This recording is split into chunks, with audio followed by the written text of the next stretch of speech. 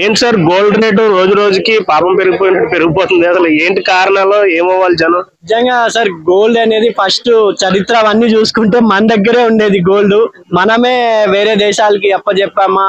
ఎందుకంటే ఇండియాలో మీకు ఖనిజ అంటేనే గోల్డ్ అంటేనే ఇండియా అండి.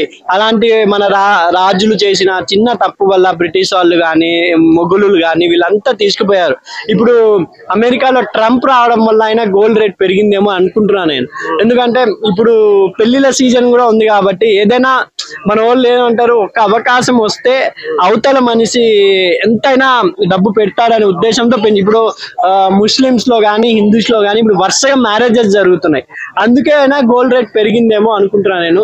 నిజంగా బంగారం అనే పేరు ఎవరు పెట్టారు కానీ బంగారమే సామాన్యుడికి అందకుండా పోతుందేమో ఫ్యూచర్ లో అనేది నా భయం పుట్టింది. ఎందుకంటే ప్రతి ఒక్కరికి ఒక ప్రెస్టేజ్, బంగారం మనం ఒంట్లో ఉందని అంటే ఒక ప్రెస్టేజ్ అన్న ఫీల్ అవుతారు. ఇప్పుడు మీరు అంబర్పేట అక్కడ చూడండి, వాళ్ళు ప్రతి ఫంక్షన్స్ కి అసలు బంగారం అనేది ఏంద్రా నాయన, వీధిలో దొరుకుతుందా రోడ్లలో దొరుకుతుందా అన్నట్టు కిలోలకి వేసుకో. అలాంటి వాళ్ళు ఓకే, కానీ ఏదో వాళ్ళు దాని సంప్రదాయం అది మాది, ఎంత కష్టం వచ్చినా దాన్ని మనం ఇష్టపెట్టాము అని వాళ్ళు చెప్తారు. కాబట్టి వాళ్ళ సంప్రదాయం మనం గౌరవించాలి కాబట్టి అది ఓకే. కానీ సామాన్యుడు ఒక మధ్యతరగతి వాడు తన పెళ్లి కూతురుకి కానీ కొడుకు కానీ పెళ్లి చేయాలంటే బంగారం అనేది వాళ్ళకి పెళ్లికి పెట్టే సగం బడ్జెట్ కన్నా హై బడ్జెట్ అయిపోయింది మా బంగారం అనేది. నిజంగా దీన్ని ప్రభుత్వం కానీ కల్పించుకొని కొంచెం సబ్సిడీ వల్ల ఏదైనా చేసుకొని బంగారం రేటు తగ్గే అవకాశం ఉంటే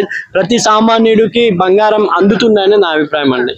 సో ట్రంప్ ఏదో టారిఫ్ రిలీజ్ చేశాడు, దాని ఎఫెక్ట్ ఇది పెరుగుతుంది అని చెప్పేసి ట్రంప్ చాలా ఉద్యోగాల్ని తీసేశారు. అక్కడ అమెరికాలో మన తెలుగు వాళ్ళ సాఫ్ట్వేర్స్ చాలా మందిని తీశారు. ఎందుకు అనేది మన మోడీ గారు వెళ్ళి ఆయనతో మాట్లాడతారా లేదా ఆయన వచ్చి ఇంతో మాట్లాడతారని మనకు తెలియదు. కానీ నిజంగా ట్రంప్ ని గెలిపించడంలో మన ఇండియన్స్ కూడా ఉన్నారని అనిపించింది. కానీ ఇప్పుడు వాళ్ళు కూడా అరే ఎందుకు గెలిపించామా అన్నట్టు. ఎందుకంటే పక్క దేశాలతో అన్ని దేశాలతో సమానంగా ఇండియా ఈరోజు అభివృద్ధి చెందుతూ అన్ని దేశాలతో ఒక మిత్రులతో దేశంగా ఉన్నది ఇండియా.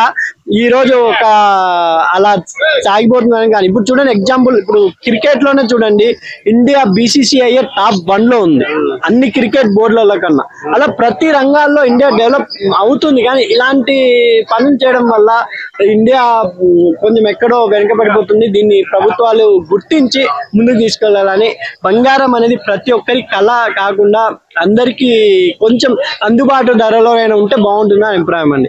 ఎందుకంటే సపోజ్ 1,00,000 బంగారం పెట్టి కొన్నవాడు ఎక్కడైనా ట్రైన్ జర్నీలో కానీ ఆ పెళ్లి హడావుడిలో కానీ ఏదైనా జనాల్లో కానీ మిస్ అయిపోయింది అనుకోండి, వాడి గుండె మిస్ అయిపోయినట్టే అండి. జనాలు కూడా ఈ మధ్యన ఎక్కువైపోయినాయి కదా. అవును, చైన్ స్నాకర్స్ వీళ్ళంతా ఎక్కువైపోయినారు. జస్ట్ రోడ్లలో ఎక్కడైనా పోతున్నా కూడా 1,00,000 రూపాయలు మనం మెల్లో వేసుకున్నట్టు నడుచుకుంటా అంటే సామాన్యుడికి 1,00,000 సంపాదన అంటే 3 months పట్టచ్చు, కొంతమందికి 6 months పట్టచ్చు, కొంతమందికి 1 year అయినా పట్టచ్చు. నిజంగా ఒక బంగారం రేటు ప్రతి సామాన్యుడికి అందుబాటులో తెస్తే బాగుంటుందని నా అభిప్రాయం. Okay sir, thank you.